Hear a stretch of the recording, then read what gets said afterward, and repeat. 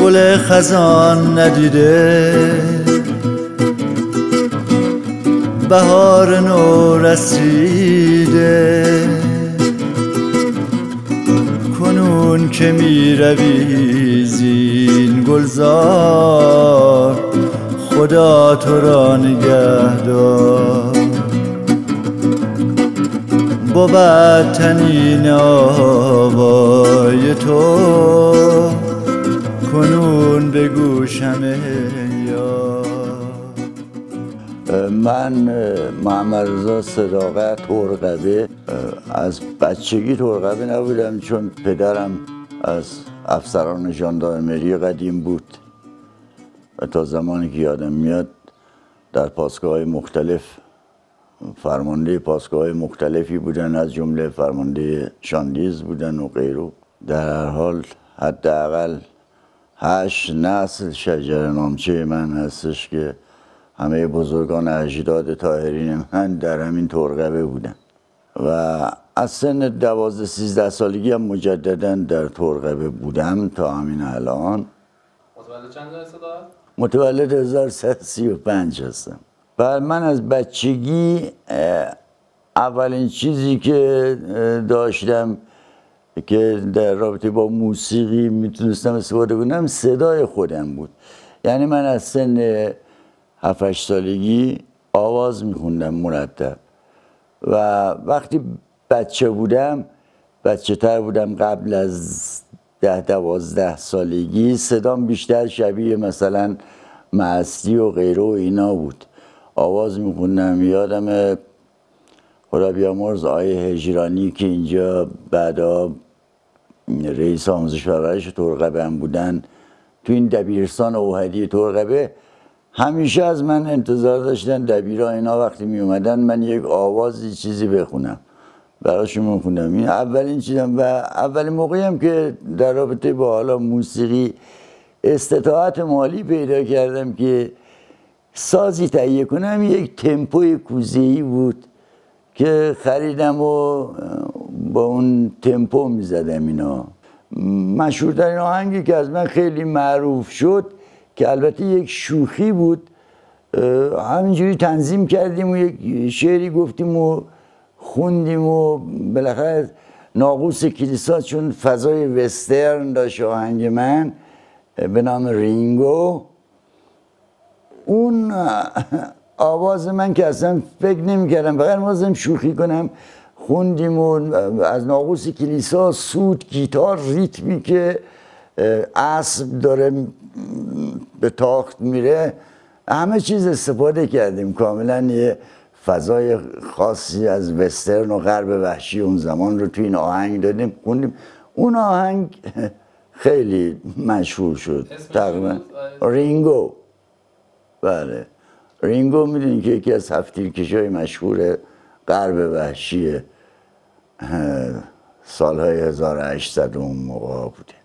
الان برای شهر ترقبه چیکار کنم؟ کار هنری؟ آره خیلی چیزا تو ذهنم هستش اینا.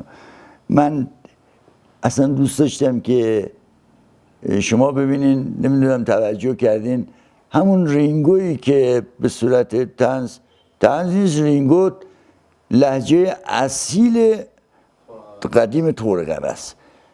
شما مثلا هر کس منو می‌بینه تعجب می‌کنه من چطوری چنین لهجه‌ای رو دقیق ادا کردم. شما رینگو رو گوش بکنین، توجه بهش بکنین، بدون کلام بدون آهنگ برام میگه. آره حتی این جدیدا نمیتونن لهجه رو اینقدری که من دقیق ادا کردم بکنن. مردم ترقبه جوونا نمیتونن این کارو بکنن. همین رینگو رو خیلی بدون ریتم با لهجه برام بخونید. میخوام بگم یک متل یک یرگه یک کتله، سوار خرش بود تفنگش هم دستش بود. ازش پرسیدم تو کی؟ گفت شتو مرده میشنسی؟ دداشت رینگو. بعد آواز کور داره که رینگو میخونن. دزدا باباش کوشتن، ننو دداشم کوشتن، خنش آتیش زدن، جد آبادشم دو دادن. میدونی که دو دادن یعنی چی؟ یعنی بدی بیرا گفتن، فوش دادن. میگن دو داد یرگره، دو داد یعنی فوش داد، بدی بیرا گفت. دزدا باباش کشتن، ننو دداشم کشتن، خنش آتیش زدن، جد آبادشم دو دادن. یعنی فوش دادنش بعد بیرا بهش که تغییرش کردن اینا. از ترقبه تا تگزاس، از انبرون تا کانزاس، هرچه دزد بود کشتک، دلار نقره‌ای مونه مشتش. حاج عباس گفت این دیگه کیه؟ گفت دداش رینگو. منظور از حاج عباس کیه؟ حاج عباس تزویی؟ آره من ارادت خاصی به حاج عباس خدا بیامرز دارم. اگر از شما خواهشمون رو بخونید میتونید شروع کنید زدن و خوندن. حالا چون شما میفرمایین جناب مهدی آقا و من ارادت دارم خدمتتون، یه بیتیشو من از شما خواهش میکنم تو هر جاش میتونیم برید جلو. اوورتورشو براتون برم، چون حتی نمیتونم سوت بزنم. اب نداره برید.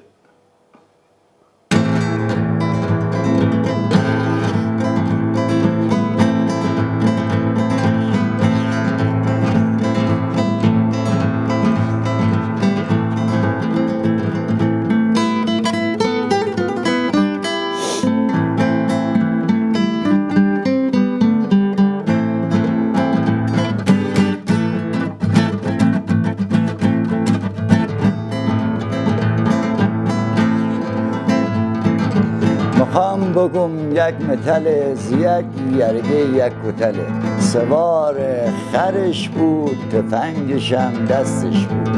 ازش پرسیدم تو کی؟ گفت شتومره نمیشنسی دداشت رینگو. رینگو رینگو یره رینگو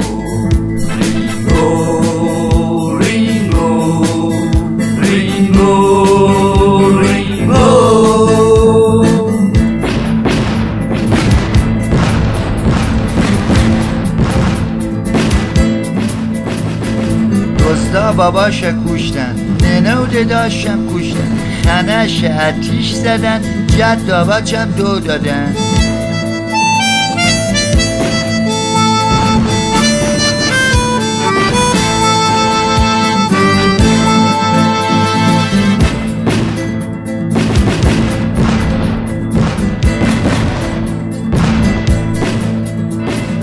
از ترقبه تا تگزاس، از انبرون تا کانزاس، هرچی دزد بود کشتک، دلار نقره مونه مشتش. حاج عباس گفت این دیگه کیه؟ گفت دداشت رینگو. رینگو رینگو رینگو رینگو رینگو رینگو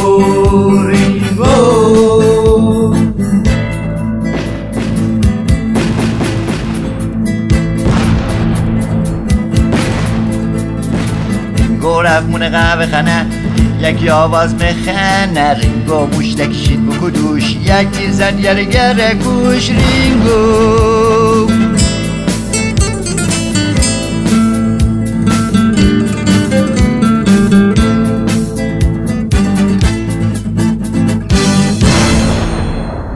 اینو کجا شروع کردیم بخوندم؟ از روزی که این استارت خود منظورم رینگو. بله قبل از سال 80 بود. و اون موقع با کمال نشستیم با هم، بالاخره بر بچه ها هم دور برمون بودند که اون موقع یه فضای خوبی هم ایجاد شده بود، کنسرت های زیادی دادیم اینا این ور اون ور. بالاخره بچه های هنرمند خود ترقبه هم بر بچه ها بودن، هم توی نوازندگی درام. اسم ببریم کیا بودن؟ بله توی درام امیر ترق در رستن بود که درام خیلی خوبی میزد. روح پرور بود. گلپرور؟ آره گلپرور، ببخشید، آره گلپرور که اونم سازهای کوبی، ضرب و غیره بسیار عالی میزد. دیگه داشتیم همه چیز. کمال هم که خودش گیتار میزد، منم گیتار میزدم، سازهای کیبورد و اینا هم که داشتیم، خیلی چیزا داشتیم. یه ارکستر کامل بالاخره چون فضا خوب شده بود داشتیم. الان آقای صداقت دوست داره دامت یه کار این تیپی بسازه یا نه؟ آره من طرحهایی دارم که دلم میخواست برای که لهجه اصیل ترقبی خودمون حفظ بمونه چند تا کار اینجوری ارائه بدم، بخونم خودم، یک موسیقی قوی و خوبم در اطرافش بگذارم که اینا برای ابدالدر بمونه. شما ببینین همون رینگویی که در اون حد مثلا کار کردیم خیلی جدی نگرفتیمشو با 5-6 تا ساز بالاخره در آوردیمش، اینا چیز ادیتم نشد. من خیلی از اون دلخورم، چند جاش دلم میخواست عوض بشه، دلم میخواست 2 مرتبه ضبطش کنم. همون اولی که ماکتش چیز ضبط کردیم همون به همه جا رسید، همه از رو همون ضبط کردن دیگه، ما هم 2 مرتبه اصلاحش نکردیم و اینا. دلم میخواست مثلا تیراندازیایی باشه که توی فیلم های وسترن دیدین تیرا کمونه میکنه اینجوری میزنه میره. الان چیزی ساختین تو ذهنتون یا نوشتین؟ آره ولی سیاسیه یه مقداری، مثلا به همین لهجه اصیل ترقبی خودمون در مورد انرژی هسته‌ای و این چیزا گفتم. میشه بخونه؟ چک و سفتام همه وا خورده با ارکستر و موسیقی اینا.